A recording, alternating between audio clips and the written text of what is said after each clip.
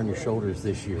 Yes, sir. Are you looking forward to that? And how do you get yourself mindset and physically ready to take on that extra burden? Yes, sir. I think we're all ready as a team. I mean, we've come together really close this fall, and excuse me. We're ready to do whatever it takes to win, and I think anyone on this team is going to put their body on the line to win any game this year. Yeah, Coach Minge usually challenges all the individual players to work on one thing. Has he had a specific individual challenge for you? Yes, sir. For me, we talked about it in my meeting this fall. It was getting more consistent with the cutter and changeup, because those are kind of the two lower hanging pitches of mine, and I think if I can make those more consistent this year, it'll open up a lot more outs. Is there something in game that you're looking on improving the most this upcoming season? You obviously led the team in innings last year. Is there, not really chasing a stat, but something that you want to kind of lean on more this season? Obviously the goal is a national championship, and I think we've got everything we need to do that this year. But there's nothing game to game that changes for me. It's just go attack guys and do whatever it takes to help our team win games. You were kind of in that unique Sunday role last year, and so most teams' best pitcher numbers-wise on Friday. Do you expect to stay in that Sunday role, or have you toyed with swapping days, anything like that? I'm not sure. Last year was kind of weird. I started off on Saturdays, then moved to Sunday, and then Friday in the regional. But I don't care what day I pitch. I just want to throw. What does it mean to have depth at your position now and have so many, innings pitched and all that? Yes, sir. It gives a lot of confidence, especially like we've got Nate Harris too, returning with a lot of innings. So it gives the coaches a lot of confidence as well. And it kind of lets all the new guys, like the freshmen and transfers, kind of see what the roadmap is and what it takes to pitch here at Kentucky. Who'd you enjoy kind of battling against in the fall, and it gave you some of your better challenges? That guy over there, Tyler Bell. We got some good at-bats. I got him a couple times, and he's gotten me a couple times, and we get pretty competitive about it, and it's all fun. Is that a pretty good measuring stick? Yes, sir. If I can get him out, I feel pretty confident about myself. He's a great hitter, great player. How about after Tyler? Who's the guy that gives you this? Jace Tarnish transferred from St. Bonaventure. He's been an amazing player for us so far.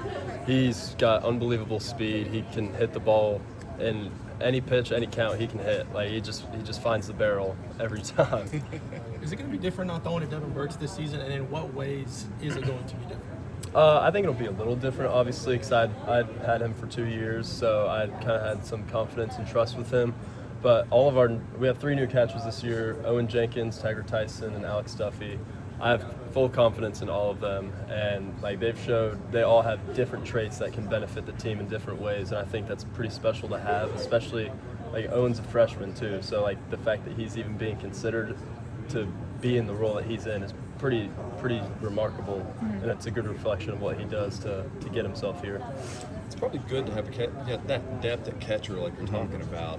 But then you touched on, having that connection with one. Yes, sir. How hard is that, you think? Because it's probably better for the team to have 3. Yes, sir. But how hard is that to make a connection with all 3? It just takes a little bit of time. Obviously, I threw countless bullpens and innings to Devin, which was great, but I've gotten to throw to all 3 of our catchers this fall and this spring so far, and it's been really great throwing to all of them. They can do it all, and they're really good behind the plate, good competitors. Other than pitching experience, what do you think is the biggest difference in this team this year? I think we just have depth everywhere. I feel like last year there was some inconsistencies all around, but we've kind of got all the pieces we need in the portal and with freshmen. So we've got a really deep outfield. We got Ethan Hindle and Cerny duking it out for the third base spot. We got Bell, we got Luke Lawrence coming back, and we have obviously the 3 catchers, and we have so much depth everywhere, and everyone is a true competitor. Last season was pretty much a brand new team, and this season actually brings a lot of returners back. How do you think that's going to help you all kind of move forward? I think a lot of it had to do with what happened this fall. I think having the amount of returners we did kind of helped us show the new guys this is how we do things here at Kentucky, and it kind of expedited our development this fall as a team, and it kind of we just got super close and everyone bought into what we believe in here, and it just made everything really easy.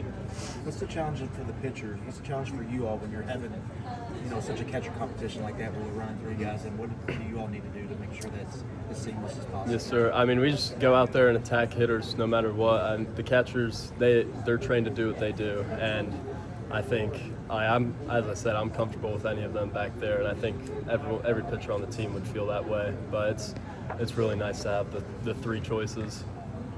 What's it like for opening day being near? I mean, it's one thing to go out there, in the fall, one thing to do it in here around with the guys, inter-squad scrimmages and things, but to have it starting, what's gotta go through your mind? It's really exciting. Obviously, like the snow and ice kind of kept us inside for the last week or so, but we're doing whatever it takes, doing everything we can inside the Nutter Indoor. And we're just like, you can feel the tension. Like, it's not like a bad tension, but everyone's just super excited to go compete against outside competition. Has there been any challenges from your perspective with the weather and maybe not being able to be outside as much this close to the season?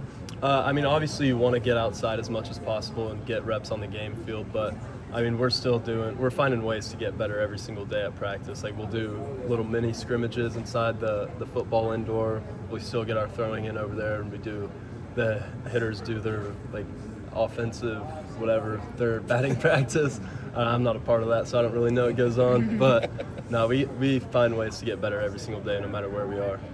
Scrimmages or practice, whatever, when you go against Tyler, what makes him hard? I mean, he's a very talented player, of course. Got drafted in the second round, turned it down, so obviously he's got all the talent, and he's only gonna get better. He's only gotten better since he got here, so he's a really good competitor, and he's just a hard out every time. We all, know about his accolades and what you just said about him, but what's something that may surprise us about Tyler that we don't hear about a lot? I'm not sure. I feel like he's kind of an open book with everyone. Like, he gets a lot of attention from media, and a lot of questions get asked, so I feel like there's a lot of information out there about him. Does it put pressure on others when he's coming in all hours? I mean, I think it's a good thing. We need guys doing that, and Coach Minch talked about it the other day. He's done a great job this year of not just going by himself. He's just bringing people with him and forcing people to get better, which is great. Like, that's the type of teammate you want to have. Last couple of seasons, you guys have been kind of slept on in the preseason rankings, not being ranked, things like that, and then kind of arrived onto the scene, obviously, as 24, and then last year as well. This year, it's kind of different. You guys are starting ranked and are getting a lot of that credibility early.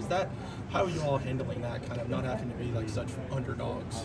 I mean, obviously, it's nice to have that preseason, but we always talk about whatever the ranking is, they got it wrong. Like, until the last ranking comes out and we're number one at the end of the year, that's the only ranking we care about. So we just want to ignore all the outside noise, and just keep getting better and play to the best of our ability. For you individually, what are you working on? What do you want to take steps this year? Yes, sir. I've been working on my changeup and cutter. Those have been kind of like the lower hanging pitches for me, and I've tried to develop those more this fall and spring.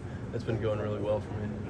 Coach Finch mentioned you as one of the leaders that's developed for the pitching staff. How important has that been for you over the last couple of seasons to turn into one of the leaders for the team and the pitching staff? It's been amazing. I mean, my freshman year, I threw 6 innings, so obviously I got to learn a lot from the older guys, which was great. And then last year, kind of jumped into that role as a weekend guy, and the leadership came along with it.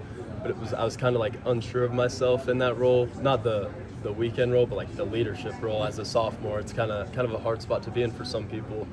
But this year, I've really focused on being more vocal to guys and like making sure everyone's doing good, whether it's on the field, off the field, whatever it may be. Like, I just want to check in with guys and continue to build relationships with them, and I think that's only going to make our team better. How does